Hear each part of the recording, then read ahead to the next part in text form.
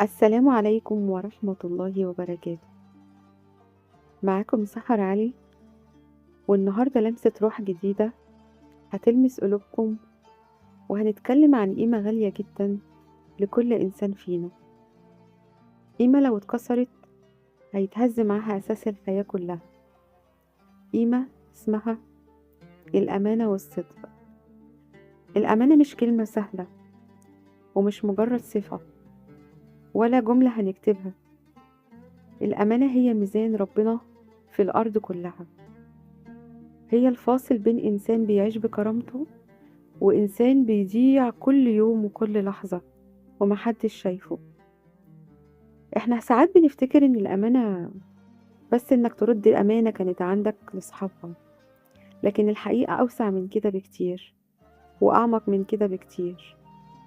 لأن الأمانة انك تكون أمين مع نفسك قبل ما تكون أمين مع الناس، انك ما تخونش روحك، ما تبيعش مبادئك، وما تسرقش من عمرك لحظة ترضي بيها غيرك ولا تكسر بيها ضميرك. الصدق مش انك تقول الحقيقة بس، الصدق انك تبقى واضح، الصدق انك تبقى ثابت، الصدق انك تبقى نضيف من جوه، ان قلبك يقول نفس اللي لسانك بيقوله، انك ما تعيش بوشين ولا تحط قناع عشان ترضي الناس اللي حواليك.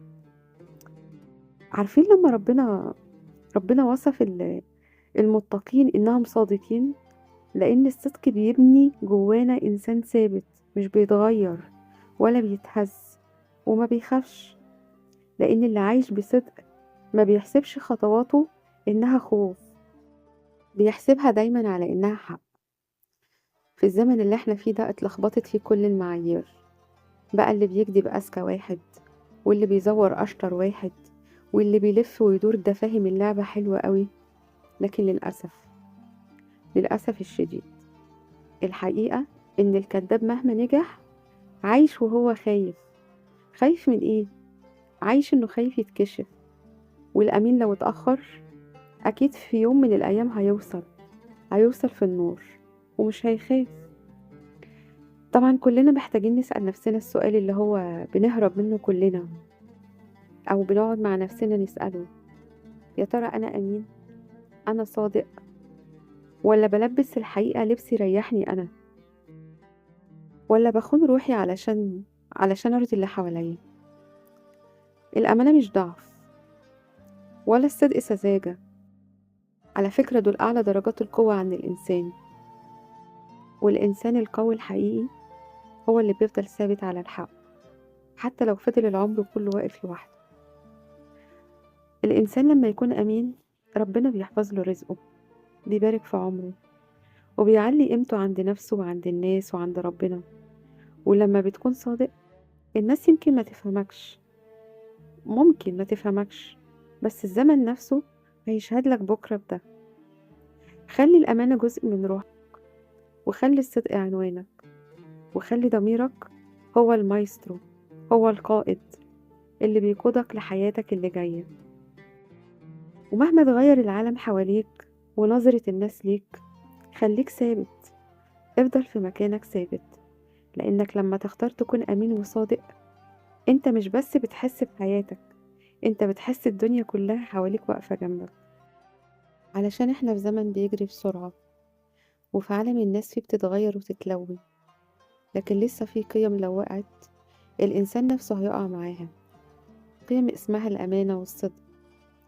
الأمانة مش شطارة ولا الصدق بطولة، دول أصل الإنسان.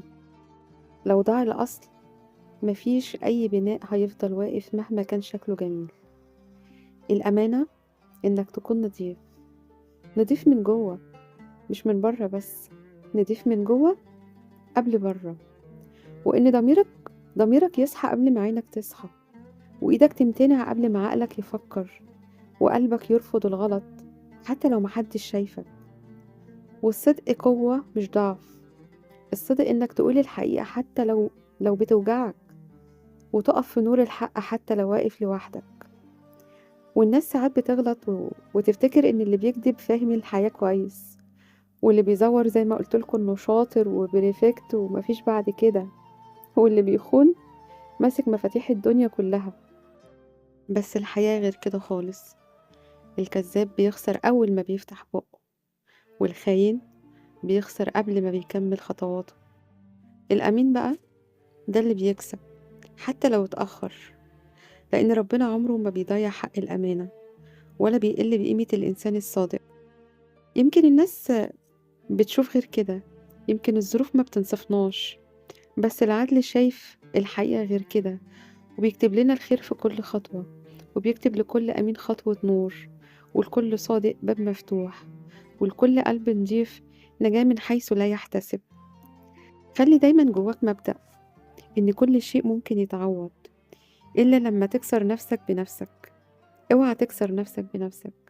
خليك فاكر إن الصدق مش كلمة، والأمانة مش أداء واجب وخلاص. واعتبر إن الصدق والأمانة بالنسبة لك كل يوم اختبار يومي، لأن دول اللي بيفرقوا بين إنسان بيعيش طول عمره مرفوع الراس وإنسان بيعيش مستخبي من ضميره. اثبت، خليك أمين، وخليك صادق، حتى لو الدنيا كلها اختارت الطريق السهل، لأن الطريق الصعب هو اللي بيعمل من الإنسان قيمة. وإن الإنسان الأمين مش بس بيحفظ حق غيره، ده قبل كل حاجة بيحفظ قيمة نفسه. والإنسان الصادق مش بس بيقول الحقيقة، لأ، ده كمان بيعيشها.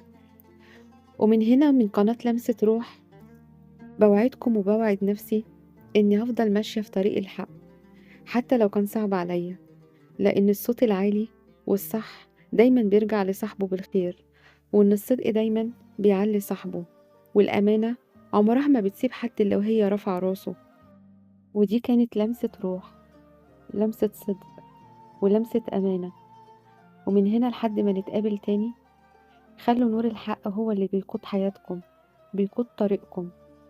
كنت معاكم سحر علي، والسلام عليكم ورحمة الله وبركاته.